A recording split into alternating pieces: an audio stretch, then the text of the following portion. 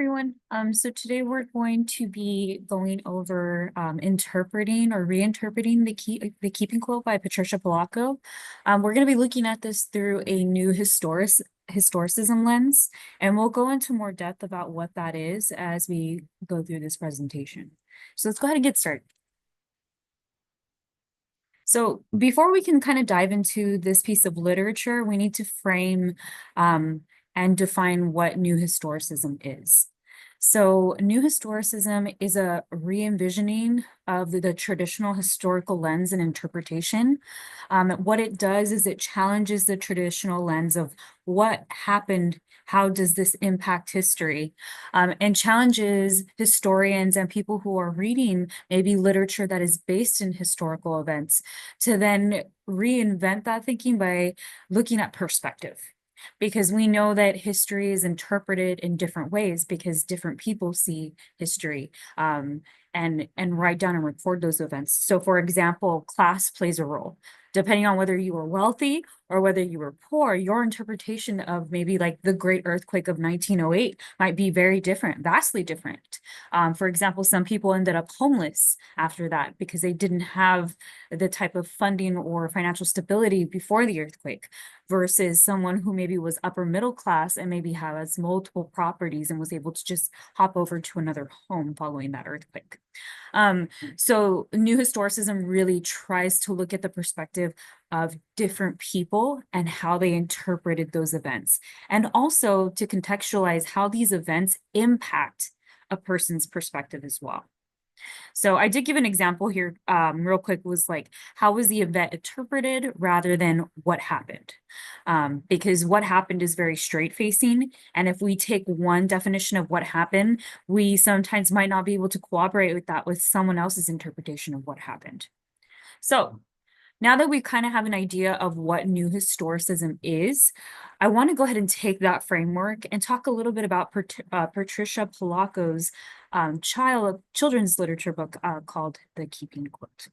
So before we get all into that, just a brief synopsis of what The Keeping Quilt is about. It's a story that was written by Patricia about her family, and it talks about their immigration journey from Eastern Europe into the United States sometime between the 1800s and early 1900s. And we'll talk more about that time period as we get through the presentation. But basically, this is a story that talks about her great-grandmother, Anna, and their journey into this new country and rerouting themselves not only here, but also trying to maintain the cultural heritage from which they come from. And they do this by means of something very important to them, and that would be the quilt. So we'll talk more about that as we move on through this presentation. So I want to talk a little bit about historical context of the story. So during this time period, there were, I believe at the end of this time period, over 1.2 million Jewish families immigrated from Eastern Europe into the United States and other parts of Western Europe as they escaped a lot of persecution and discriminatory laws in Russia during this time period. Mind you, Russia was not the only Eastern European country that created these discriminatory laws against Jewish communities. But for the sake of this book and for the sake of the historical context, most of the Jewish immigrants were coming from large parts of Russia. And one thing I noted was that Jewish families immigrated by any means necessary, even though it technically was against the law in Russia. Someone like maybe Anna and her family got out of the country, maybe illegally, to get here to the United States for safety. I just wanted to read the bottom of this specific slide. It says, in Polacco's story, the quilt represents the homage to Anna's family who made their way here despite the turmoil and oppression they faced in their homeland. So really just honoring that journey, remembering where they came from. And we'll talk about how you can also use the New Historicism lens to look at the difference between how Anna interprets the journey versus someone like her grandmother. And we'll talk more about that in just a few minutes. But just wanted to provide you with some historical context of what was going on during the time period and how, like Anna's family, there were millions of other Jewish families trying to get here to the United States. Now, a little bit about Patricia Polacco herself, as this does tie into the new historicism lens, because we understand that this is her family's experience, but she is interpreting their experience from her perspective. Um, so in an interview that she had, she talks a little bit more about some of the research that she did and how it was a little shocking to her when she found out some of the rules and regulations in Russia in different regions, and how some of the, she didn't name specific Russian cities or provinces, but she talked about how in some regions, the discriminatory laws were much more severe than in other regions. And that could have been because I do know that in certain parts of Russia, there were higher populations of Jewish people. And so that might have been what resulted in those discriminatory laws being heavier in some geographical areas than in others.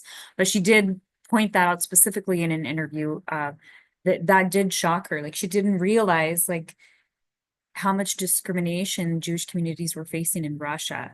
And another plug there was that, they were blamed for the death of the Tsar, which we see happening in, I think, like a couple of decades after that, actually several decades, when we get into World War II and we talk about the implications and the circumstances that led to um, the mass extermination of communities. And that all started with using the Jewish community as a scapegoat.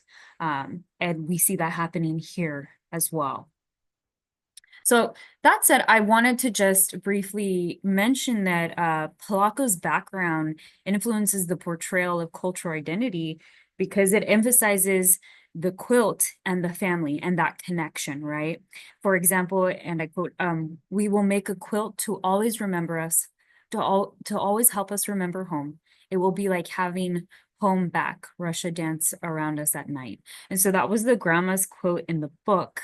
And so we can take from that, what we can infer as a reader is, with that new historicism lens, is that grandma's perspective on immigrating to the United States might be a little different than Anna's, because grandma spent her whole life in Russia. It's what she knows. It's part of her identity, not only being Jewish, but also being a citizen of Russia and what that comes with, waking up, the smells, the walks, the air, the weather, the people, the food, all the things, right? The language, and then having to come to a new country and trying to adjust at such a different point in her life compared to Anna.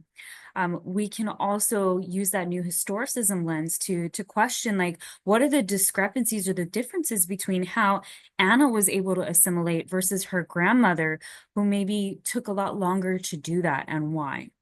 So something to think about when not only are we looking at reinterpreting literature, but when we do character analysis within literature, we can use literature like this, we can use a new historicism lens to also compare and contrast characters. And then we have themes of cultural preservation and assimilation, which kind of ties to the slide that I was just talking about. But one thing I wanted to point out was that, the quilt serves as a passage through generations and their interpretation of who they are. And so one thing I wanted to point out, that not only are we reframing or re-envisioning how we look at a piece of literature like this that is based in historical events, but I wanted to go a little step further and look at the character analysis and how we can use the new historicism lens for that. So for example, this is a few of the things that I took away from that. Number one, a way for Anna's grandmother to remember their home is by creating the quilt. So we know that we can infer that there might be inner turmoil there, based on the previous quote of, like, still wanting to hold on to what was in Russia, because although they were severely oppressed, I'm sure there were definitely good moments and celebrations and things that she's going to miss about her home. It's where she grew up. So I think for Anna's grandmother, the quilt represents keeping that piece of home with her. The other component was history. when we think about the quilt. So for Anna, it was to remember where her family came from and their struggle. Yes, Anna immigrated with her family here, but she is relatively young. And her experience and her sentiments look a little bit different as I mean, it took her 6 months and she was already speaking English. So her perspective and her interpretation of the quilt might look slightly different because she so easily started to blend into the United States, like social mainstream community, whereas her grandmother might have taken a longer time to do that. And so for her, it's just a reminder of where they came from as the ground versus the grandma, where it's home for her. Cultural heritage. So basically, a nod to the people that came after Anna and her family. So basically, the quilt represents, for example, Tracy Denise. It might represent for her a tribute to her ancestors, a tribute to her Jewish heritage, a tribute to her Russian heritage in some ways, and just recognizing where the family began its roots here in the United States. So all three of those character analysis look very different because their perspective of this historical event is interpreted very different across generations.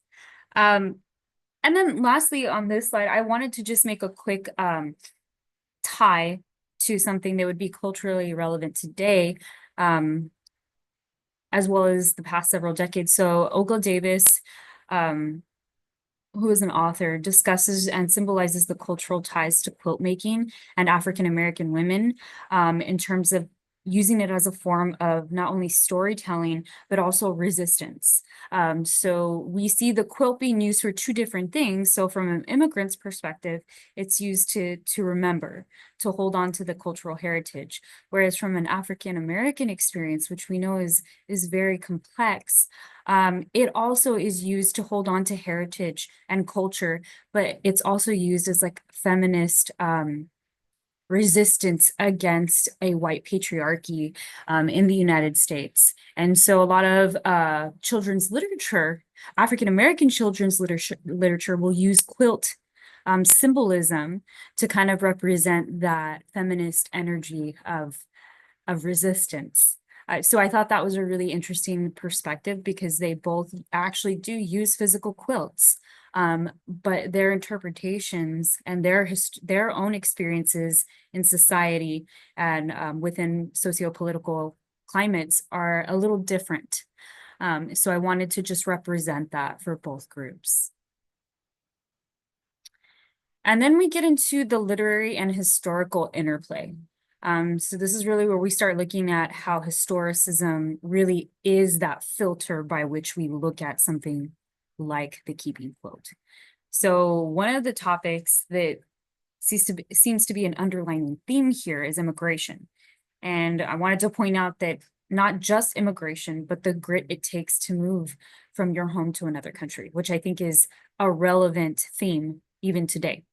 So, and one of the things that we see a lot of, at least in education, is that some families immigrate here by choice or because they have no other choice but to get here or get to another country where maybe it provides safety or maybe where it provides more choice for them and their families.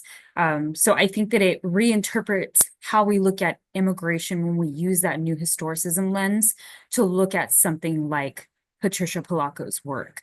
So it really humanizes the immigrant experience, especially if we're not accustomed to that experience. And then we have what I find the most interesting is the postmodernism and historical interpretation.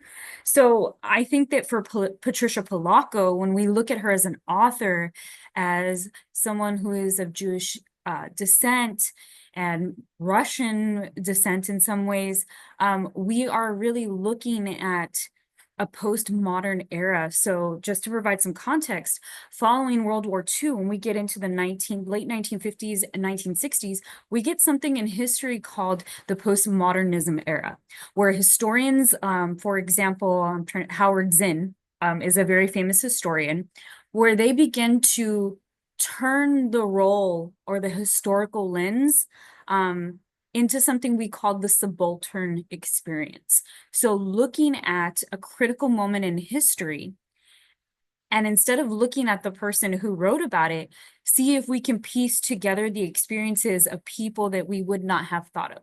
So when we think, for example, of like Industrial Revolution, we think of like Rockefeller, we think of Carnegie, we think of all these like, tycoon, like people, monopolizers, um, and we know their stories. But when we start to zoom in and we look at like factory workers, we look at child labor laws and children that were working in these factories, the perspective and our interpretation of that event shifts. And we begin to talk about things like social justice, advocacy laws, child labor laws. So our perspectives begin to change, and the way that we interpret and write about history changes as well. And so this is what postmodernism does. And we can see that in Patricia Polacco's interpretation of these events, because she focuses more on the grandmother and her experience and her family and how they want to keep part of who they are with them as they begin to try to assimilate in this country. So really from their lens. And then the other thing I wanted to add was that it reframes the emotional appeal and sentiment of the immigrant experience, thus humanizing these stories and bringing them to the forefront. Whereas maybe literature from 30, 40, 50 years ago didn't do that.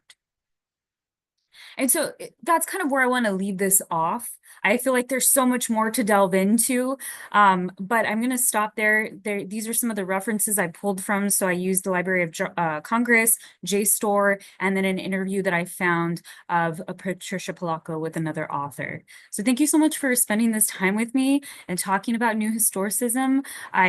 I have a master's in US history, so this is like something that I really love to talk about. And I love that we were able to use a children's literature book to do so. I've learned so much from this. So thank you for the opportunity, and I hope you have a good day.